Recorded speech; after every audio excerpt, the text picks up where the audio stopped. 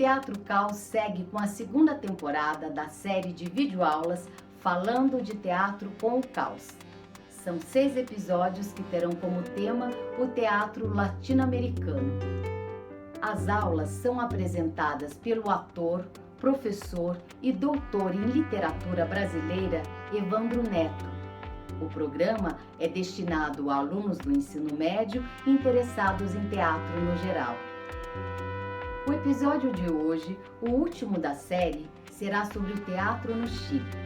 Vamos falar sobre o teatro chileno durante a ditadura militar no país, entre 1973 e 1990, e os trabalhos da dramaturga Isidora Aguirre e dos dramaturgos Marco Antônio de la Parra e Juan Hadrigan. Se inscreva no nosso canal e ative o sininho para receber as notificações. E se gostar do conteúdo, dá uma curtida. Boa aula!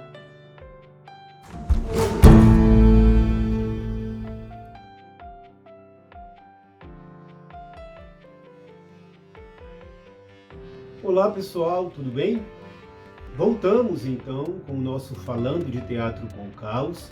Voltamos para a nossa última aula, para o nosso último encontro. E no encontro de hoje, para fecharmos com chave de ouro essa temporada, falaremos sobre um país muito especial. A aula de hoje vai tratar do teatro no Chile. Vai tratar de um período muito crítico, muito sensível para a história chilena, que foi o período da ditadura militar. Então já convido vocês para separar caderno e caneta e vir conosco nesse encontro, porque tem muita coisa legal para falarmos hoje. Compreendida entre 1973 e 1990, assim como no Brasil, a ditadura militar no Chile foi marcada por um regime autoritário e violento, que deixou marcas profundas no país. Na aula de hoje, vamos analisar algumas imagens do teatro desenvolvido nesse período de ditadura. A dramaturgia nessa situação de emergência, assim como no Brasil e assim como aconteceu também na Argentina, vinculou resistência e criatividade. Os artistas no Chile ditatorial experimentaram a prisão, o exílio e a perseguição. E apesar disso, continuaram criando, ainda que com mudanças na forma de realização e na linguagem empregada. Na década de 60, o trabalho teatral no Chile estava baseado principalmente na produção de grupo, no trabalho coletivo, como aconteceu na Colômbia. Ainda que esse tipo de produção não tenha sido extinto no período da ditadura, foi praticamente substituído pela criação de uma espécie de dramaturgia de individualidades. E na aula de hoje, vamos tratar de 3 dessas formas de experimentação, que são elas: a primeira, as continuidades escriturais, que tiveram como grande expoente Isidora Aguirre, que escreveu peças muito influenciadas pelo teatro épico de Brecht. O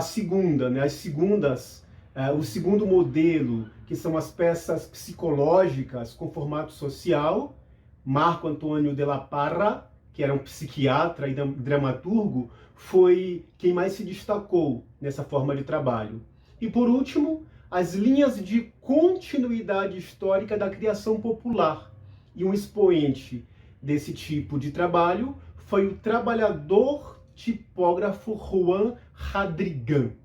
Então, vamos, a partir de agora, tratar de forma particularizada de cada um desses 3 modelos. Isadora Aguirre é uma dramaturga que passou pelo cinema, pela ilustração, pelo ensino universitário e pelo teatro. Ao aproximar sua dramaturgia do método brechtiano, ela fez com que o diálogo entre teatro e sociedade alcançasse um valioso nível de profundidade, uma vez que a perspectiva épica com a qual apresenta o conflito constrói uma encenação aberta que convoca o espectador a tomar uma posição. A sua peça Lautaro, de 82, é um grito de resistência em pleno período ditatorial. A obra é baseada na imagem mítica do herói mapuche Lautaro, que, como servo do conquistador espanhol Pedro de Valdívia, estudou as estratégias de luta dos colonizadores e, dessa forma, modificou a resistência indígena. Na medida em que os mapuches fazem parte dos povos indígenas originários do Chile, a dramaturgia de Aguirre resgata a ideia de ancestralidade como forma de convocação e de chamada para a rebelião. Como em outras peças, a estética escolhida para realizar a concepção de Lautaro foi o teatro épico brechtiano, com direito a coros, cantos, o prólogo contextualizador e a historização do relato. A música escolhida para a montagem da peça foi a de um grupo alternativo que combinava rock progressivo com ritmos indígenas. Los Raivas era o nome desse grupo. Essa banda tinha uma clara postura de enfrentamento às forças autoritárias e uma grande repercussão também com o público. A reunião de todos esses elementos trouxe o debate a respeito da obra para as questões urgentes dos anos 80.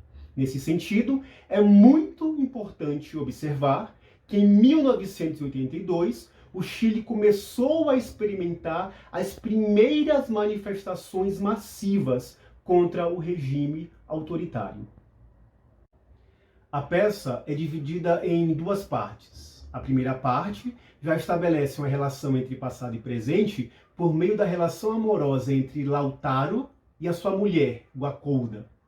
Essa cena produz uma imagem empática com um discurso feminista muito em voga na época. As personagens, subvertendo o costume de que os pais escolhem o companheiro dos filhos, declaram que a decisão de eles estarem juntos foi dela, partiu dela, de Guacolda, da esposa. A segunda parte foca na relação entre o colonizador, Pedro de Valdívia, e Lautaro. O desprendimento e a altivez com os quais Lautaro recusa a amizade de Valdívia impressionam o conquistador. Valdívia, nesse relato feito por Aguirre, busca criar o laço afetivo que permitiria a consolidação do poder espanhol. Lautaro, por sua vez, recusa esse laço afetivo, convocando, com a sua atitude, a independência do seu povo. A forma como se estabelece a relação entre essas duas personagens constrói uma das configurações fundamentais para se compreender a história do Chile. O poder central em mãos espanholas ou dos seus descendentes versus o povo mapuche subjugado. Aqui tem a ideia do colonizador que tenta conquistar a afeição, o afeto do conquistado para facilitar a subjugação, e a resistência desse povo indígena que não aceita de forma tão gratuita ou de forma tão amorosa, entre aspas, essa forma de colonização. Dito tudo isso, tratemos agora então das peças psicológicas do psiquiatra e dramaturgo chileno Marco Antônio de la Parra, cujas obras fizeram importantes reflexões críticas a respeito da América Latina. A sua peça Lo Crudo, Lo Cocido e Lo Podrido, de 78, foi censurada pela reitoria da Universidade Católica do Chile depois da pré-estreia, mas, posteriormente, ela foi montada sob a direção de Gustavo Mesa. As personagens dessa peça são garçons que trabalham em um restaurante no centro da cidade, cujas vidas são marcadas pela total alienação e pelo esquecimento. Esse restaurante funciona como uma analogia do apodrecimento da elite que o Chile ditatorial resgatou. Os garçons não têm vida própria, eles são uma espécie de álbum velho de recordações de algumas figuras chilenas históricas. A lógica de funcionamento do lugar é semelhante à lógica militar. Obedecer sem questionar, permanecer no anonimato e, principalmente, acreditar em tudo o que é dito, em tudo que é imposto pelas camadas elitizadas. O desejo reprimido dessas personagens é sair dessa reclusão, é vivenciar o espaço externo, é se relacionar com homens e mulheres, com seres humanos comuns. Nessa e em outras peças, De La Para cria um regime de visibilidade no qual combina os dramas pessoais com a subversão, os dramas pessoais com as questões coletivas da rebeldia, da contradição, da oposição ao regime ditatorial. Tem aqui uma negação a esse modelo social e político autoritário vigente na ditadura, porém sem esquecer dos dramas individuais, dos dramas psicológicos que cada ser possui de forma natural. Já no período posterior à ditadura, a linguagem estética de suas peças assume perspectivas bastante diversificadas. El Continente Negro, de 94, por exemplo, possui uma linguagem essencialmente realista. La Pequena História de Chile, de 95, por outro lado, é estruturada a partir de uma linguagem hiperrealista, reforçada por uma proposta onírica, com uma proposta que tem a ver com o sonho, a relação com o sonho, com as divagações, com as loucuras, enfim. Dessa forma, é possível afirmar que o que se coloca em jogo em sua dramaturgia não é a reafirmação de uma determinada estética teatral, mas sim um tipo de imagem que lhe permite fazer uma crítica sobre o presente a partir de eventos do passado, em uma perspectiva ética para entender o mundo.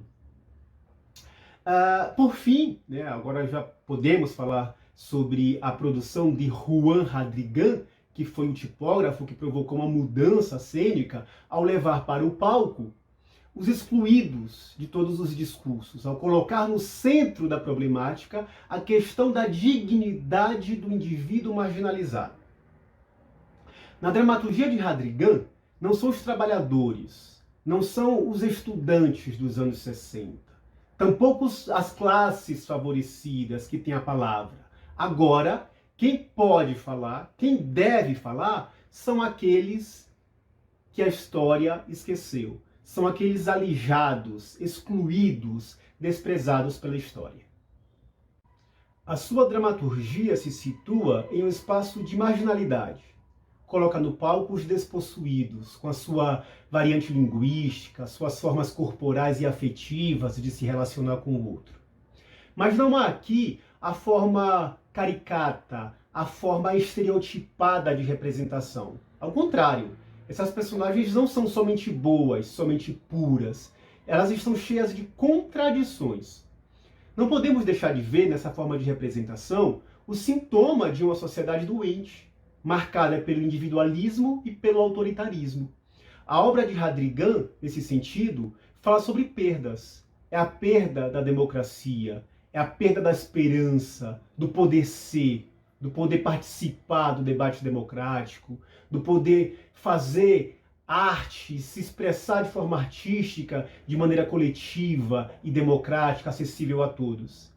As personagens hadriganas não participam do movimento político organizado, são, de fato, indivíduos marginalizados. Essa situação, por analogia, se conectava no período ditatorial à situação de todos os chilenos, uma vez que o regime democrático havia sido suspenso no país. Entre as principais obras de Hadrigan, podemos destacar El Loco e La Triste, de 80, Hechos Consumados, de 81, e Las Brutas, de 83. Bom, queridos, chegamos então ao fim da aula. Há muita coisa para se falar sobre o teatro latino-americano de todos esses países que nós tratamos aqui, mas como eu anunciei anteriormente, trata-se de um recorte. É apenas uma provocação para que nós possamos fazer depois essas investigações também, porque tem muita coisa interessante e muitas relações com o teatro brasileiro, com a produção que foi feita no Teatro do Brasil. Então eu queria somente agradecê-los agora, pedir perdão pelo espanhol, pelo portunhol aqui mal feito, maldito, agradecê-los por terem chegado até aqui e pedir mais uma vez que vocês nos sigam nas redes sociais, sigam o Teatro Cal nas redes sociais. Em breve teremos novidades, novidades artísticas, cênicas e teatrais. E é isso. Um grande beijo e aguardo vocês para a 3ª temporada do Falando de Teatro com o Caos. Um beijo!